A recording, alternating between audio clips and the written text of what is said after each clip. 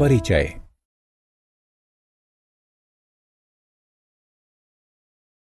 Hello माँ, मैं वादे के अनुसार आई हूँ। चलो मूवी देखने चलते हैं। विदुषी, तुम्हें आधे घंटे इंतजार करना होगा। मुझे इस चित्र को पूरा कर लेने दो। ठीक है माँ, मैं इंतजार कर सकती हूँ। माँ, मुझे बताओ कि आप इतनी बड़ी इमारतें और इनके अंदरूनी हिस्सों के चित्र कैसे बना लेती हैं? इन उपकरणों की सहायता से विदुषी। माँ, ये ठीक वैसे ही हैं जिनका उपयोग मैं ज्यामिति की कक्षा में करती हूँ। अब तुम समझी कि गणित वास्तुकला के लिए कितनी महत्वपूर्ण है। हाँ माँ, मैं समझ गई। इस पाठ के अंत में आप प्रायोगिक ज्यामिति के बारे में जानेंगे। उद्देश्य। इस पाठ के अंत में आप निम्न करने में सक्षम हो जाएंगे। एक वृत्त खींचना, एक रेखाखंड की रचना करना, एक रेखा पर लंब खींचना, एक रेखाखंड का लंब समद्विभाजक खींचना, एक कोण का समद्विभाजक खींचना, कोणों की रचना करना, वृत्त की रचना करना। एक वृत्त दो आयामी आकृति होती है। प्रत्येक वृत्त का एक केंद्र होता है। एक वृत्त की परिधि और केंद्र के बीच की दूरी त्रिज्या कहलाती है। एक वृत्त के केंद्र से होकर जाने वाला रेखाखंड, जिसके दोनों सिरे वृत्त की परिधि को छूते हैं, वृत्त का व्यास कहलाता है। एक वृत्त का व्यास उसकी त्रिज्या से दुगना होता है।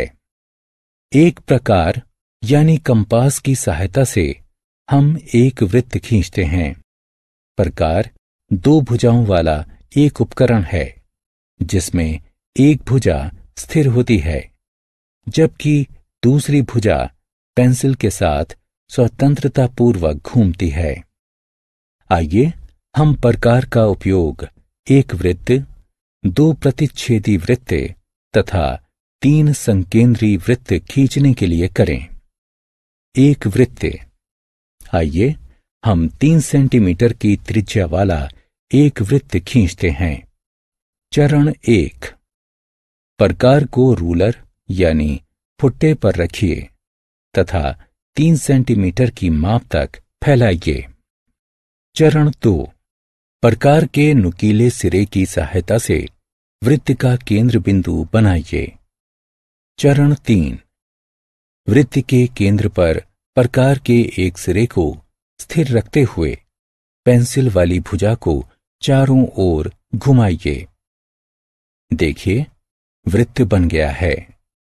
वृत्त की परिसीमा यानी परिधि पर स्थित सभी बिंदु वृत्त के केंद्र से समान दूरी पर होते हैं। दो प्रतिच्छेदी वृत्त। प्रतिच्छेदी वृत्त समान त्रिज्या वाले भी हो सकते हैं और नहीं भी। चलिए प्रतिच्छेदी वृत्त खींचते हैं। चरण 1।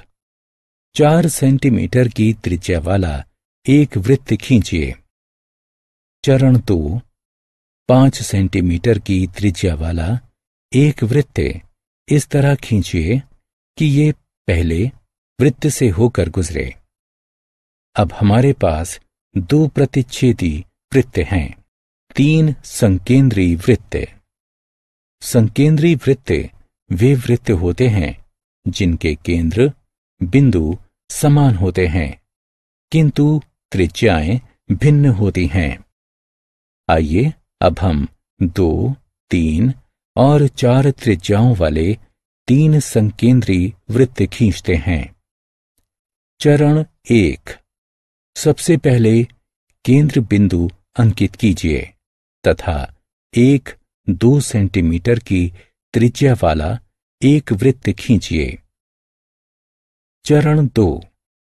उसी केंद्र बिंदु से 3 सेंटीमीटर की एक भिन्न त्रिज्या वाला एक अन्य वृत्त खींचिए। चरण 3। पुनः उसी केंद्र बिंदु से 4 सेंटीमीटर की एक भिन्न त्रिज्या वाला एक अंतिम वृत्त खींचिए। हमारे पास अब 3 संकेंद्री वृत्त हैं। रेखाखंड की रचना। 2 अंत बिंदुओं वाला एक रेखाखंड एक रेखा का मापने योग्य हिस्सा होता है। एक रेखाखंड की रचना करने के लिए हम एक रूलर और एक प्रकार का उपयोग करते हैं। आइए हम एक 5 सेंटीमीटर की लंबाई वाला एक रेखाखंड खींचते हैं। चरण 1, एक लंबी रेखा M खींचिए। चरण 2, इस पर एक बिंदु X अंकित कीजिए। चरण 3, प्रकार को एक रूलर पर रखिए तथा इसे 5 सेंटीमीटर की माप तक फैलाइए। चरण 4, प्रकार के नुकीले सिरे को बिंदु X पर रखिए। रेखा पर स्थित एक बिंदु Y पर एक निशान बनाने के लिए पेंसिल वाली दूसरी भुजा को घुमाइए। अब हमारे पास एक रेखाखंड XY है जिसकी लंबाई 5 सेंटीमीटर है। मान लीजिए कि एक 6 सेंटीमीटर लंबाई का एक रेखाखंड दिया गया है। हम उसी माप का एक दूसरा रेखाखंड ST बनाना चाहते हैं। रूलर का उपयोग किए बिना हम ये कैसे करेंगे? चरण 1, PQ को मापने के लिए प्रकार का उपयोग करें। चरण 2, एक लंबी रेखा L बनाएं। इस पर एक बिंदु S चिन्हित करें।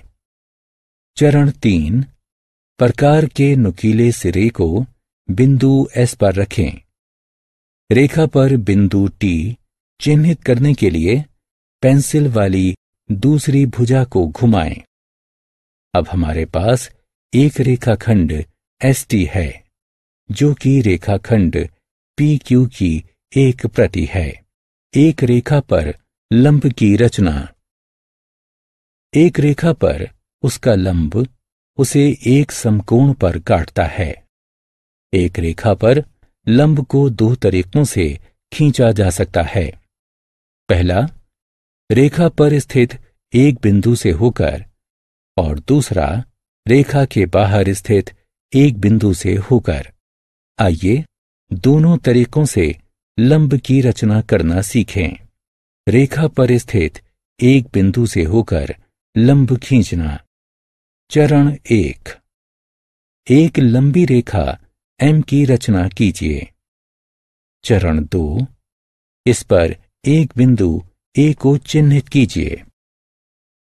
चरण 3, बिंदु A को केंद्र के रूप में लेकर तथा कोई भी त्रिज्या वाला एक चाप खींचिए जो एक रेखा M को 2 बिंदुओं C तथा D पर काटता है। चरण 4, CA से अधिक लंबाई की त्रिज्या तथा C को केंद्र के रूप में लेकर पहले चाप के ऊपर एक चाप खींचिए। चरण 5, वही त्रिज्या तथा D को केंद्र के रूप में लेकर पहले चाप के ऊपर एक अन्य चाप खींचिए। चरण 6, दोनों चापों के प्रतिच्छेदन बिंदु को E से अंकित कीजिए। चरण 7, रूलर की सहायता से बिंदु E तथा बिंदु A को मिलाइए। EA रेखा M का लंब है। रेखा से बाहर स्थित एक बिंदु से होकर लंब डालना। चरण 1, एक लंबी रेखा M खींचिए। चरण 2, इसके ऊपर एक बिंदु A अंकित कीजिए। चरण 3, किसी भी त्रिज्या तथा बिंदु A को केंद्र के रूप में लेकर एक रेखा M को 2 बिंदुओं C तथा D पर काटने वाला एक चाप खींचिए। चरण 4, CD की लंबाई के आधे से अधिक त्रिज्या तथा C को केंद्र के रूप में लेकर पहले चाप के नीचे एक चाप खींचिए। चरण 5, वही त्रिज्या तथा डी को केंद्र के रूप में लेकर पहले चाप के ऊपर एक अन्य चाप खींचिए। चरण 6, दोनों चापों के प्रतिच्छेदन बिंदु को ई से अंकित कीजिए। चरण 7, रूलर की सहायता से बिंदु ई तथा बिंदु ए को मिलाइए। ए ई रेखा एम का लंब है। रेखाखंड के लंब समद्विभाजक की रचना करना। एक रेखाखंड का एक लंब समद्विभाजक इसे समकोण पर प्रतिच्छेद करता है तथा उसे दो बराबर भागों में विभाजित करता है। चरण 1, एक रेखाखंड एक्स वाई खींचते हैं। चरण 2, प्रकार पर एक्स वाई की लंबाई के आधे से ज्यादा की एक त्रिज्या मापते हैं। चरण 3, एक्स को केंद्र बिंदु लेकर रेखाखंड के नीचे और ऊपर एक चाप खींचते हैं। चरण 4, वाई को केंद्र बिंदु लेकर रेखाखंड के नीचे और ऊपर एक दूसरा चाप खींचते हैं। चरण 5, चाप के प्रतिच्छेदन बिंदुओं को ए तथा बी से अंकित कीजिए। चरण 6, डिवाइडर से ओ एक्स तथा ओ वाई को मापें। ओ एक्स बराबर ओ वाई। चरण 7, कोणों एक्स ओ बी तथा वाई ओ बी को मापिए। कोण एक्स ओ बी बराबर कोण वाई ओ बी बराबर 90 डिग्री। अतः ए बी एक्स वाई का लंब समद्विभाजक है। आत्म मूल्यांकन।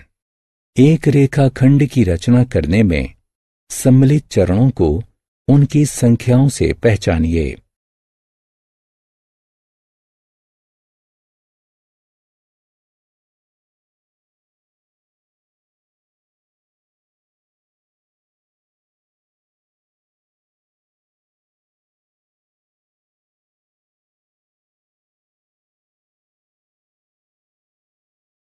कोण के समद्विभाजक की रचना।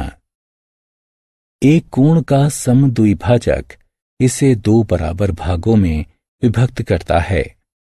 आइए हम एक कोण समद्विभाजक की रचना करना सीखते हैं। चरण 1, कोण AOB खींचिए। चरण 2, O को केंद्र बिंदु मानते हुए एक चाप खींचिए जो कोण की दो अर्ध रेखाओं OA तथा OB को क्रमशः P तथा Q पर काटता है। चरण 3, PQ की आधी लंबाई से अधिक एक त्रिज्या को मापिए। मापी गई त्रिज्या के साथ तथा P को केंद्र लेकर PQ के ऊपर एक चाप खींचिए। चरण 4, वही त्रिज्या लेकर तथा Q को केंद्र में लेकर PQ के ऊपर एक दूसरा चाप खींचिए। चरण 5, चाप के प्रतिच्छेदन बिंदु को C से अंकित कीजिए। O तथा C को मिलाइए। चरण 6, कोणों AOC तथा COB को मापिए। कोण AOC बराबर कोण COB। अतः OC कोण AOB का समद्विभाजक है। कोण की प्रति की रचना। एक कोण की प्रति की रचना कैसे की जाती है जिसकी माप हमें ज्ञात नहीं है। कोण AOB दिया गया है। चरण 1, कोई भी त्रिज्या लेकर तथा O को केंद्र मानते हुए एक चाप खींचिए जो कोण की दो अर्ध रेखाओं OA तथा OB को क्रमशः P तथा Q पर काटता हो। चरण 2, L लंबाई की एक रेखा खींचिए तथा उस पर एक बिंदु S अंकित कीजिए। चरण 3, OQ त्रिज्या तथा S को केंद्र लेकर एक चाप खींचिए जो रेखा L को T बिंदु पर काटता है। चरण 4, PQ त्रिज्या लेकर तथा T को केंद्र मानते हुए एक चाप खींचिए जो पिछले चाप को R पर काटे। चरण 5, R से S को मिलाइए। कोण RST बराबर कोण AOB कोणों की रचना करना। आइए अब एक एक करके कुछ विशेष कोणों की रचना करते हैं। 30 डिग्री के कोण की, 60 डिग्री के कोण की और 120 डिग्री के कोण की। 30 डिग्री का कोण। चरण 1, एक लंबी रेखा M खींचिए। चरण 2, इस पर एक बिंदु Q अंकित कीजिए। चरण 3, कोई भी त्रिज्या लेकर तथा Q को केंद्र मानकर एक चाप खींचिए जो रेखा M को बिंदु R पर काटती है। चरण 4, वही त्रिज्या लेकर तथा R को केंद्र मानकर एक चाप खींचिए जो रेखा M को Q पर काटता है। चरण 5, चाप के प्रतिच्छेदन बिंदु को P से अंकित कीजिए। चरण 6, P से Q को मिलाइए। चरण 7, कोण को समद्विभाजित कीजिए। चरण 8, कोणों PQS तथा SQR को मापिए। कोण PQS बराबर कोण SQR बराबर 30 डिग्री। 60 डिग्री का कोण। चरण 1, एक लंबी रेखा M खींचिए। चरण 2, इस पर बिंदु Q अंकित कीजिए। चरण 3, कोई भी त्रिज्या लेकर तथा बिंदु Q को केंद्र मानकर एक चाप खींचिए जो रेखा M को बिंदु R पर काटता है। चरण 4, वही त्रिज्या लेकर तथा बिंदु R को केंद्र मानकर एक चाप खींचिए जो रेखा M को बिंदु Q पर काटता है। चरण 5, चाप के प्रतिच्छेदन बिंदु को P से अंकित कीजिए। चरण 6, P से Q को मिलाइए। कोण PQR निर्मित हुआ। 120 डिग्री का कोण। चरण 1, एक लंबी रेखा M खींचिए। चरण 2, इस पर बिंदु Q को अंकित कीजिए। चरण 3, कोई भी त्रिज्या लेकर तथा बिंदु Q को केंद्र मानकर एक चाप खींचिए जो रेखा M को बिंदु R पर काटता है। चरण 4, वही त्रिज्या लेकर तथा बिंदु R को केंद्र मानकर एक चाप खींचिए जो पहले चाप को बिंदु S पर काटता है। चरण 5, वही त्रिज्या लेकर तथा बिंदु S को केंद्र मानकर एक चाप खींचिए जो पहले चाप को बिंदु P पर काटता है। चरण 6, P से Q को मिलाइए।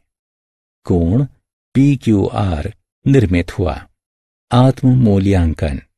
निम्नलिखित विवरणों का मिलान उनके संबंधित विकल्पों से कीजिए।